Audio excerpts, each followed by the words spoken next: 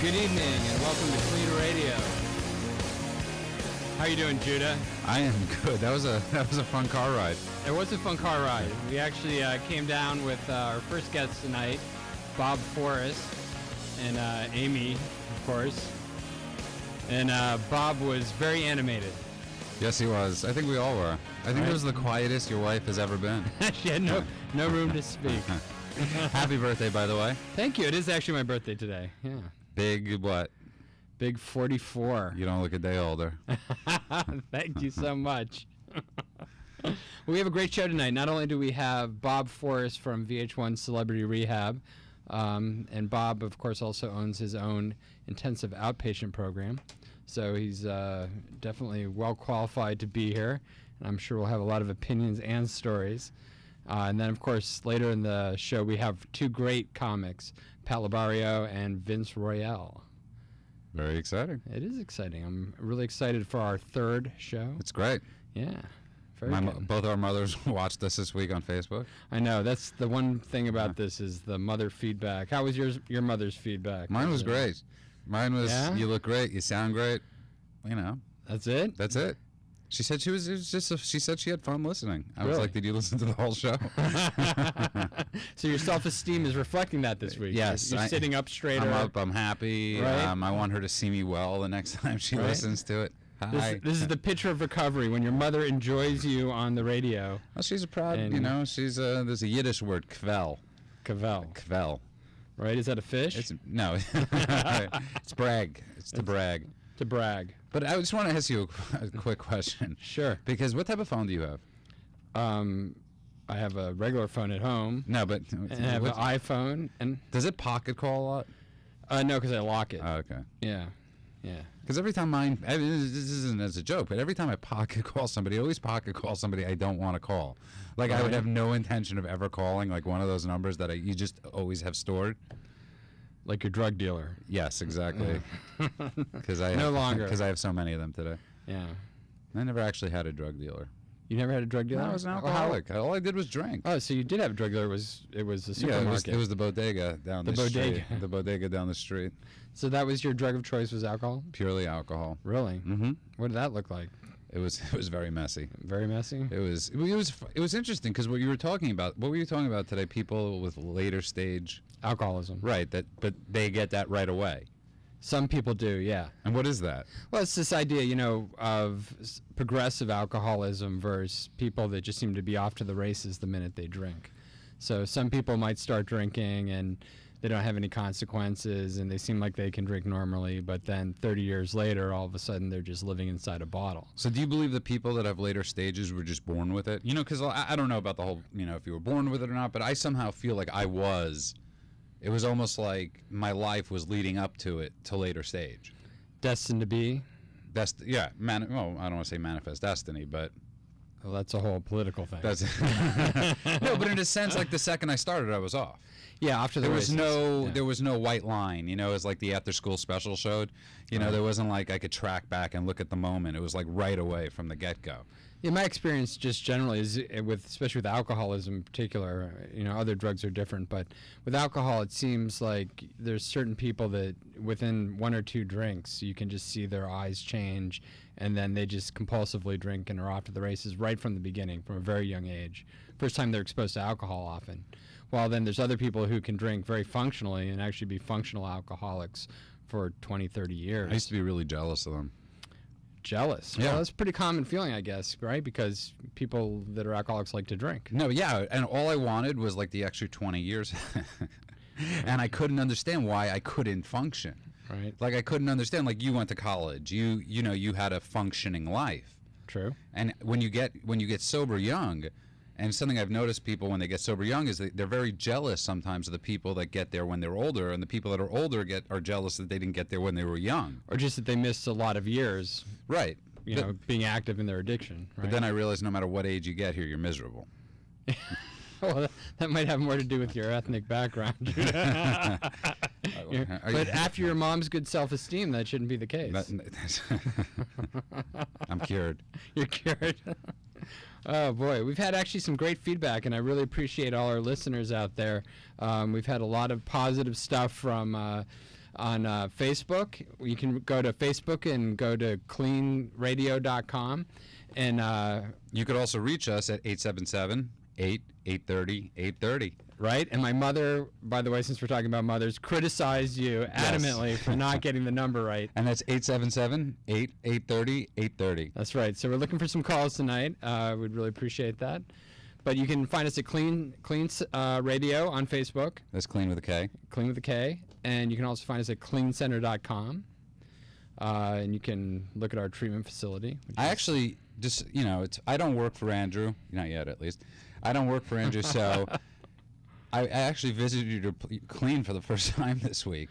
Yeah. And I got to say, I was pretty amazed. Well, thank you. The place is absolutely stunning. Yeah, we put a lot of work into it. It's like a combination almost of like Mr. Miyagi's house and Melrose Place. It's like this like vibe in the middle of Hollywood of like, you're in the middle of Hollywood and you have this tranquility. Yeah. It's a cool place. A lot of people criticize us for wanting to put a treatment center right in the middle of West Hollywood. They're like, you should put it out in the middle of the desert or Malibu or somewhere. Why? A lot of people think that alcoholics need to be taken away from their environment and punished. And I never understood that because it makes no sense. And somebody used to say to me, when I was drinking in Arizona, but which was depressing enough, and I was in this halfway house, and this guy, Russ Drinkwater, used to say to me, you need to get sober where you come from. Right. And I really didn't understand what he was saying, but for me, when I got sober, I was sober in Brooklyn. And I really had to face the demons where I came from. And I was so blessed that I was able to get sober where, in the thick of things. Because life isn't leaving. I agree. And, treatment, especially in a treatment center like Klean, it's just the beginning. And, detox alone often takes 5 to 10 days. So, then you have another 20 days of treatments where you're actually, discovering things about yourself. And then the process of becoming fully sober and fully into recovery is a long-term process. In fact, it lasts for the rest of your life, hopefully. So it's, something you need to do in an environment where you're going to be. And so, I think that's part of the problem, too, is people get out of rehab and they get sent back into, it's like coming out of the womb and life is happening and you're like, oh, my God, you freak out. And that happened to me for a long time. I would go to rehab, I would come out, and I couldn't handle being out. Right. I was so used to being, like in Shawshank Redemption, the walls become your friends. And I was so used to being institutionalized. So I think it's really important to be in the thick of things. I absolutely agree. And I just the people that constantly are like, oh no, we got to be out in the desert or hide people away, and I know, like we're lepers. Yeah, right. Well, there's a lot of stigma still to addiction, so we're definitely working on that. But I got to tell you, I'm really excited about Bob Forrest being here tonight because there's no doubt that Bob will bring a level of energy and excitement to this show that we haven't seen yet. That was definitely a fun car, right? Yeah, exactly. But I really love Bob. I've known Bob for quite a while, and as everyone knows, I think he's on Celebrity Rehab. But he owns his own treatment center and actually has some quite diverse and differing opinions from probably what people have seen on TV. So it's going to be interesting to get him in here and talk to him about his views on addiction and Alcoholics Anonymous and what he thinks, which I think is great. I think, it's I talk to my therapist a lot about this because I have a hard time with, in certain 12-step programs, it's almost like blasphemous to say certain things that you disagree with.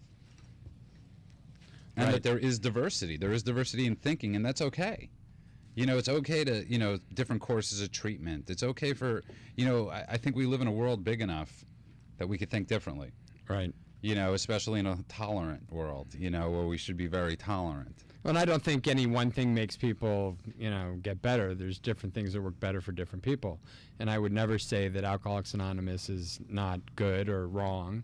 I just don't think it's the only way that people can get sober. I think you could lift Did that I just chair walk up. in? You just walked in. And I think you So could here he is. And I think you could lift your chair up because you're shorter right now Right? than me. It's the miniature Bob. Yes.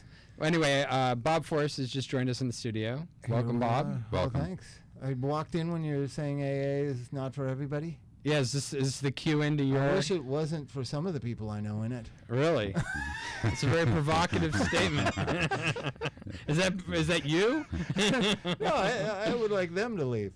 You, Have some sort of exchange program. Is this, there should be a narcissism scale of acceptability. A preachiness scale. How about that? So you think some people are too dogmatic in AA, or? Well, if you just proselytize too much, which is one of the antithesis of the idea, I thought. That's been one of my main complaints the last 10, 15 years is this: if you're new, if you're new, welcome. Right. If you're new, we love you. If you're new, we hope this works for you. That's not what I'm hearing. I'm hearing if you're new, you better, bow down to me. So you've had some fairly negative experiences as well as positive. I just witnessed them. Mine has all been positive because but I witness a lot. Right. And I just disagree. And anytime you disagree with how something's practiced, particularly the 12-step community, you're being judgmental. Right. If you say, no, well, I'm not being judgmental, I'm saying that this is based on certain ideas, and you're not just stretching them, you're going against them. And that's been a big problem for me last 10 years, I would say. Because you're right, though. It's a huge word. It's like they throw that word out a lot. It's like, it's like no different than... I just put my fingers in my ears when anybody... and the guy, I did it actually. This real a-hole, can we say that on the air? Well, we'll find out sooner or later. if AM 830 gets fined, we will know for next week it's not good. Oh, I'm sorry. Let's try I'm and used to online radio. Right. So anyways, this guy was saying that. He said, if you're new, and I was close to the front, and I just put my fingers in my ear very visibly. Right. Right, and then he came up to me afterwards, what was that all about? I was like, well, I'm not new. I didn't need to hear what you were going to say after that. He wanted to beat me up. So, Bob, a lot of people don't know about your background. Some people do. I don't. You don't? No. Oh, my goodness. Well, Bob has a very... checkered past. Checkered past, but it's a very interesting and checkered past. I've been arrested at Disneyland for drunken public. It's better than a few other things at Disneyland to be arrested for. Really? Well... I don't know. I don't want to know, Judah. Well, no, pulling down your trousers at Disneyland probably would be the worst thing you could possibly do. So Bob started really as a musician, right? That's how... As a poet, actually. A poet was your first here in career? Orange County. Yeah. Really? Yeah, So you're born and bred? down here. Right. There's a whole hustle. You're a native LA? Or California? I was born in LA, and then with White Flight, came down here. Ah. So your family moved down here to escape which part of LA? I just got that because we were talking about Inglewood. Westchester. Do you want to tell people what White Flight is that don't know? Because I just found out. It was a scam. It was just this. It's really complicated. But basically, the migration away from the urban area and the terrible fear after the Watts riots and the minorities was the come to the wonderful place of Orange County. And how did you find that experience? I found it very strange. We lived in a place that had fences around the houses and then fences around the groups of houses. Right. It's the weirdest thing. Just cage yourself in. Yeah. It was like two American dreams. You had one white picket fence and one really big white picket fence. And if you screw up, then they put you in a bigger fence. Yes. Yeah. And it was a real culture shock coming down here. Right. Huntington Beach is where I ended up and finished high school. It was very strange. Never been, I always feel uncomfortable down here, like I'm going to get arrested. Well, that's because you were arrested down here a lot, correct? Many times.